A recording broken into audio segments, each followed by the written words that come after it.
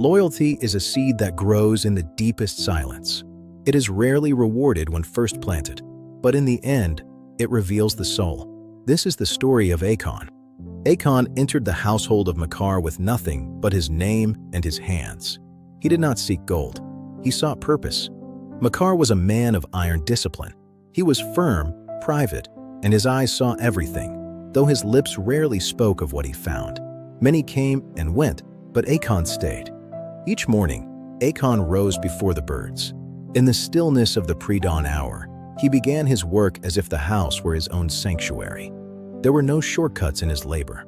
Every corner was swept, every piece of silver polished until it shone with the light of his dedication. No complaints, no watching the clock.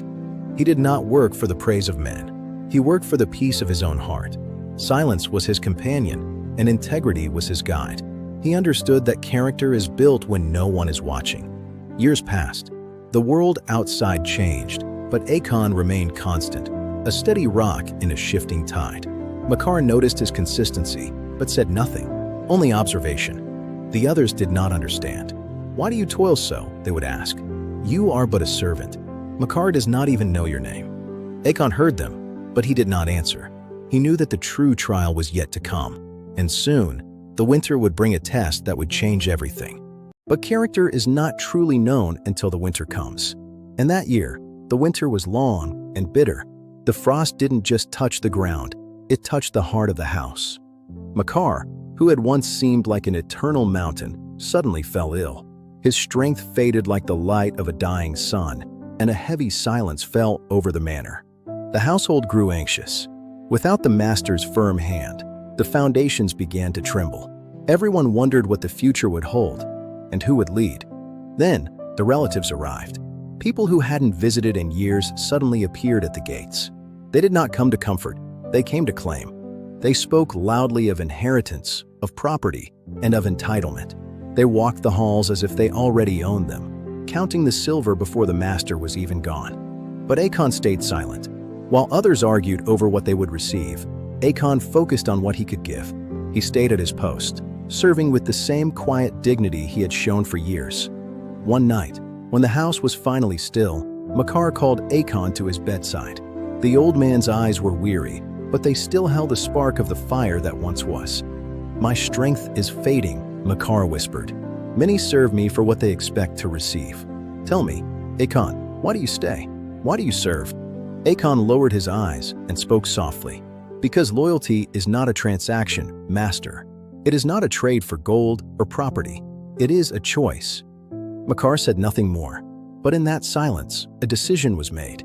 A test was coming that would require more than just words. The final trial was drawing near. Days later, Makar's most trusted associate arrived. He did not speak of the master's health, but of a final mission. He handed Akon a sealed letter, its weight heavy with secrets. "Deliver this to the city by morning," he commanded. "And whatever you do not open it." The road was long, and the reward was unknown. But Akon did not ask questions. He did not wait for the rain to stop.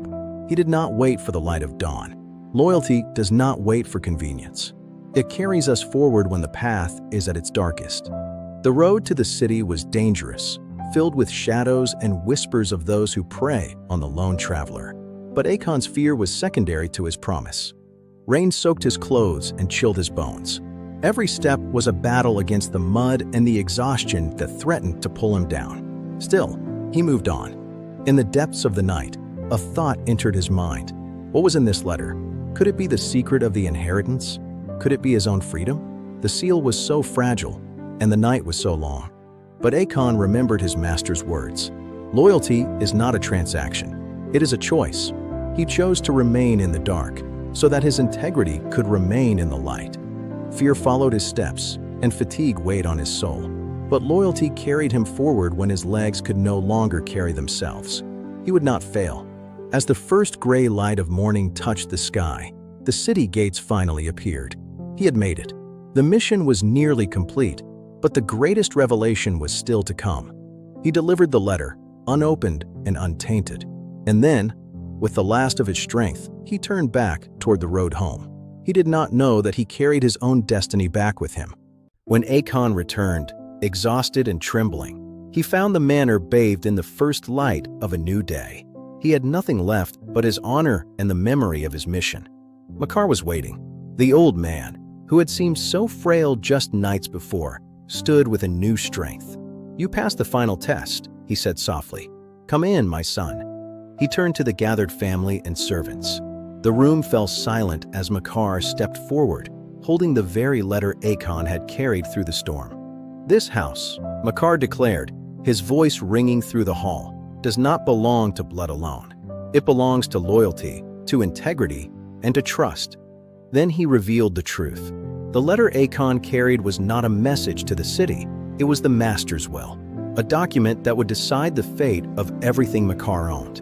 Makar had named Akon his heir, not because he was kin, but because he was the only one whose heart was large enough to hold the weight of such a legacy. Gasps filled the room. A servant, an heir? The relatives whispered in anger, but Makar's gaze was fixed only on the man who had served him without expectation. Akon served when no reward was promised. Makar spoke softly. He stayed when others left. He proved loyalty when it was costly. He is the master of this house now. He placed the house seal in Akon's hands. Today, Makar said, "You inherit not just wealth, but responsibility. Use it well, for you have earned it through the quiet fire of service." Akon did not rise through rebellion. He did not demand recognition. He simply served. And in that service, he found a destiny he never dared to dream of. The journey was complete. The storm had passed, and a new era had begun for the house of Makar. But Akon's rise was unlike any the world had seen. He did not climb a ladder of ambition. He built a foundation of trust. Akon did not rise through rebellion. He simply continued to do what he had always done. He served. But now, he served as the master. He did not chase power. He understood that the only power worth having is the power that is given through trust. His years of silent diligence were not wasted. He had proved that character is not built in the spotlight, but in the shadows where no one watches.